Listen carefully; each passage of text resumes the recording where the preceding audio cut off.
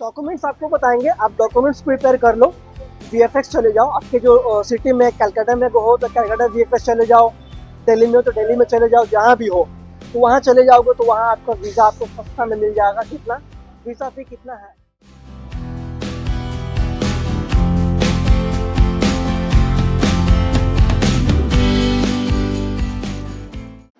तो hello what's up guys, welcome back to the channel guys. मेरा नाम है राहुल और मैं हूं अभी थाईलैंड के खूबसूरत शहर बैंकॉक में, जो कि बहुत ही खूबसूरत है। जैसे कि आप लोगों को पता है कि कितना खूबसूरत है, बोलने का कोई ज़रूरत नहीं है, फिर भी हम बोल देते कि बहुत ही खूबसूरत है। ठीक है ना। अभी बोल रहे बोलते बोलते आप लोग से क्या बोले, थोड़ा प्यास लगा था तो सोचे पानी पीते हैं, फिर आपसे थोड़ा बात करते हैं। आज का ये जो ब्लॉग है, ये ब्लॉग बनाने वाले हैं, एक भाई का मैसेज आया था रिगार्डिंग थाईलैंड का स्टिकर वीज़ा के लिए क्या क्या डॉक्यूमेंट्स लगता है और क्या क्या प्रोसीजर है, क्या कितना फ़ी लगता है उसके लिए। तो ये आज का ये जो ब्लॉग है इसी के ऊपर है, तो यही टॉपिक के ऊपर बात होगा।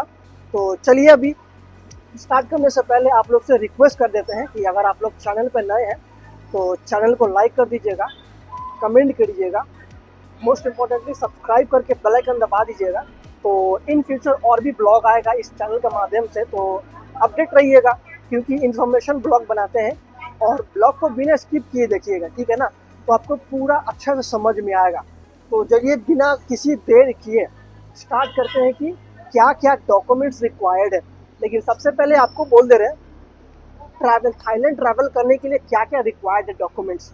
पासपोर्ट आपका चाहिए मिनिमम 6 मंथ वैलिडिटी, उससे कम कराएगा तो एंट्री नहीं मिलेगा। रिटर्न टिकट चाहिए, आपका आना जाना दोनों तरफ का टिकट आपको कंफर्म रहेगा। होटल बुकिंग लगेगा, आपका कितना दिन का स्टे रहेगा।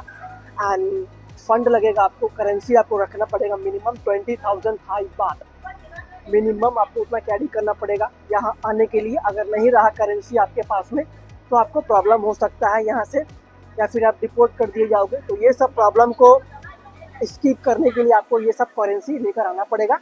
तो ये रहा डॉक्यूमेंट्स वगैरह ट्रैवल करने के लिए यहाँ पे, ठीक है ना। अब वीज़ा के लिए क्या क्या डॉक्यूमेंट्स आपको चाहिए। देखिए कितने भाई लोग की वीज़ा के लिए डॉक्यूमेंट्स कैरी नहीं कर पाते हैं, इकट्ठा नहीं कर पाते हैं, तो वो किसी एजेंट के थ्रू वीज़ा लगवाते हैं, जिसमें कि उनको एक्स्ट्रा चार्जेस देना पड़ता है 1500 से 2000 रुपये, depending on the area, depending on the city, कहाँ पे कितना लेते हैं लोग। कहीं कहीं पे तो 4-4 हज़ार रुपये ले लेते हैं एजेंट लोग, जो वीज़ा लगा कर आपको देंगे। तो हम डॉक्यूमेंट्स आपको बताएंगे, आप डॉक्यूमेंट्स प्रिपेयर कर लो। वीएफएक्स चले जाओ, आपके जो सिटी में कलकत्ता में हो तो कलकत्ता वीएफएक्स चले जाओ, दिल्ली में हो तो दिल्ली में चले जाओ, जहाँ भी हो तो वहाँ चले जाओगे तो वहाँ आपका वीज़ा आपको सस्ता में मिल जाएगा। कितना वीज़ा फ़ी कितना है? मात्र 2500 रुपया, मात्र 2500 रुपया वीज़ा फ़ी है। तो आपको इतना ही लगेगा और उसके बाद में 1000 से 500 रुपया आपको लगेगा वीएफएक्स का फ़ी लगेगा। तो मतलब कि 4000 रुपये के अंदर आपका वीज़ा लग जाएगा। ऐसे आप ट्रैवल में दोगे तो 5,500, 6,000, 5,000 ऐसे ले लेगा। तो 1000 रुपया अगर आप बचाना चाहते हो, 1000-1500 रुपया, तो आपका डॉक्यूमेंट्स क्या क्या तैयारी करना है, तैयारी करना क्या आपके पास में होना चाहिए ये सब डॉक्यूमेंट्स। तो क्या क्या डॉक्यूमेंट्स है ये अभी हम पढ़ेंगे स्टेप बाय स्टेप, क्योंकि हम फॉर्म निकाल लिए ना क्या क्या डॉक्यूमेंट्स रिक्वायर्ड है स्टिकर वीज़ा के लिए, 2 मंथ वाला जो वीज़ा मिलता है। खैर अभी तो थाईलैंड का वीज़ा फ्री है। इन फ्यूचर जो भाई लोग ये ब्लॉग देखेंगे, अगर उस टाइम थाईलैंड का वीज़ा के लिए जैसे कि वीज़ा ऑन अराइवल फ्री नहीं रहेगा तो बेटर रहेगा स्टिकर वीज़ा लेकर आना, ठीक है ना। तो हम अब क्या हम पढ़ेंगे अब स्टिकर वीज़ा का डॉक्यूमेंट्स, ठीक है ना। तो सबसे पहला पॉइंट, पासपोर्ट और travel documents with validity not less than 6 month with 2 blank pages. मतलब कि पासपोर्ट आपका वैलिड रहना चाहिए 6 मंथ का और उसमें 2 ब्लैंक पेज रहना चाहिए। पेज नहीं रहा तो उसमें आपको नई एंट्री मिलेगा। Complete visa application form with the original signature of the applicant. Complete visa form आप ऑनलाइन निकाल लोगे, उसमें फिल करोगे, आप साइन करोगे, वो लेकर जाओगे। 2 हो गया। 2 recent photograph not older than 3 months of applicant, size 3.5 into 4.5 centimetre, white background, face and eyes are in direct position to the camera, without sunglass और हैट और any other head covering except for some religious belief और ethnic background.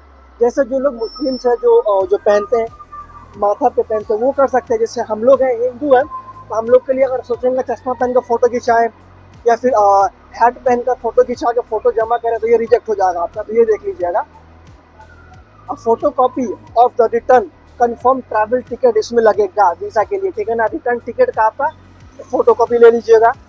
Proof of residence in India for non Indian passport holders, ये non Indian लोग के लिए है, तो हम लोग के लिए ज़रूरत नहीं है। Copy of the last Thai sticker and Thai immigration stamp remark if any, अगर आपके पास में पहले भी आप ट्रैवल कर चुके हो स्टिकर वीज़ा पे तो उसका कॉपी ले जेरोक्स कर लीजिएगा। थाई इमिग्रेशन का स्टैम्प लगा है तो उसका भी जेरोक्स ले लीजिएगा। अब इसके बाद आते हैं सेकेंड वाले क्या है, accommodation evidence of confirm hotel और accommodation reservation in Thailand with address and contact number under applicant name. Hotel booking लगेगा आपका, जितना दिन का स्टे रहेगा तो आप होटल बुकिंग कर लेना, पे एट द प्रॉपर्टी वाला, जो कि मतलब कि बुकिंग करने के बाद सबमिट कर देना, वो भी लगेगा आपका। वीज़ा लग जाएगा तो उसको आप कैंसिल कर सकते हो, no problem at all. If travel in group, must provide a cover letter stating all names with passport number, plan of travel and lakhs of to stay. Group में ट्रैवल कर रहे हो तो जितने जन ट्रैवल कर रहे हो सारे का नाम रहना चाहिए होटल बुकिंग का। If intended to stay with Thai relatives or Thai friends, must provide invitation letter along with copy of their ID passport. अगर आप किसी रिलेटिव के पास में रहोगे या फिर किसी फ्रेंड के पास में रहोगे तो इन्विटेशन लेटर उनसे मांग लेना, उनका पासपोर्ट कॉपी या फिर आईडी कॉपी मांग लेना उनसे, वो जेरोक्स लेके उसमें भी डाल देना फॉर्म में। In case of person who provide accommodation are not Thai must provide their copies of visa and work permit valid at least 6 month along with the copy of passport. अगर आपका फ्रेंड है, family member कोई यहाँ पे रह रहा है, work कर रहे, काम कर रहे हैं, तो उनका वर्क परमिट रहेगा, वो जेरोक्स ले लीजिएगा, उसका वैलिड रहना चाहिए मिनिमम 6 मंथ का, ये आप लोग देख लीजिएगा। अब आते हैं प्रूफ ऑफ फाइनेंस, क्या आपको बैलेंस शो करना पड़ेगा वीज़ा के लिए। Bank statement of 6 month must be original और attested by the bank, original रहना चाहिए, अटेस्टेड करा के लेकर जाना बैंक से, ठीक है ना, 6 मंथ का, with equivalent minimum current balance to USD 700 पर पर्सन और USD 1400 पर फैमिली, मतलब वही पर पर्सन 700 हो गया आपका 20,000 थाई बाट अप्रॉक्स पर पर्सन। फैमिली आते हो तो वही आपका 40,000 थाई बाट हो गया, मतलब $1,400। तो ये कैरी करिएगा, ये आपको शो करना पड़ेगा बैंक स्टेटमेंट लास्ट 6 मंथ का। Cover letter type and sign by the family member who sponsor the trip, ये फैमिली लोग के लिए है। उसके बाद आते हैं एडिशनल डॉक्यूमेंट्स में क्या आपको लगेगा, evidence of employment and regular और monthly income in India such as income tax return, letter of employment stating salary, payment slips and business license registration etcetera वगैरह। अगर आप एम्प्लॉय है तो अगर आप एम्प्लॉय है तो आपको करना क्या है, सैलरी स्लिप आप मेंशन कर सकते हो अपना लास्ट 6 मंथ का। और अगर आप बिजनेस करते हो तो आप अपना आईटी की जो फाइल है वो लास्ट ईयर का मेंशन कर सकते हो, शो करना ही पड़ेगा, बिना उसका होगा नहीं आपका, ठीक है ना। कंपनी का लाइसेंस होगा, ट्रेड वगैरह वाला हो गया, ट्रेड लाइसेंस हो गया, ये सारा कुछ आपको मेंशन करना पड़ेगा। तो ये रहा डॉक्यूमेंट्स इतना। और आपको कोई भी क्वेश्चन लगा, सवाल है, डाउट है, मेरे से पूछ सकते हो, हम गाइड कर देंगे आप लोग को डॉक्यूमेंट्स में। तो इतना भी डॉक्यूमेंट्स तो बताएं जो कि आपको मिनिमम लगेगा। और देखिए validity of visa denotes the time during which the traveller can use the visa, period of stay, immigration stamp denotes the amount of time of traveller can stay in Thailand. Visa process take at least 3 working days, 3 working days visa का time लगेगा, उसके अंदर ही मिल जाएगा visa. Royal Thai Council Kolkata receives all required documents and fee, visa application fee is non refundable. In case जैसे कि आप वीज़ा के लिए सारे डॉक्यूमेंट सबमिट करते हो, पैसे भी जमा कर देते हो और वीज़ा आपका रिजेक्ट हो गया, तो जब रिजेक्ट हो गया तो आपको पैसा वापस नहीं मिलेगा, ये चीज़ आप देख लेना, ठीक है ना। तो ये रहा डॉक्यूमेंट्स वगैरह, यही सब जो डॉक्यूमेंट्स है वीज़ा के लिए लगता है, ज़्यादा कुछ डॉक्यूमेंट्स है नहीं। फिर भी अगर आपको क्वेश्चन हो तो मेरे से आप लोग पूछ सकते हैं, आपको हम लिख के भेज देंगे क्या क्या डॉक्यूमेंट्स लगेगा आपको। तो चलिए, ये इन्फॉर्मेशन आपको कैसा लगा मेरे को कमेंट में ज़रूर बता दीजिएगा।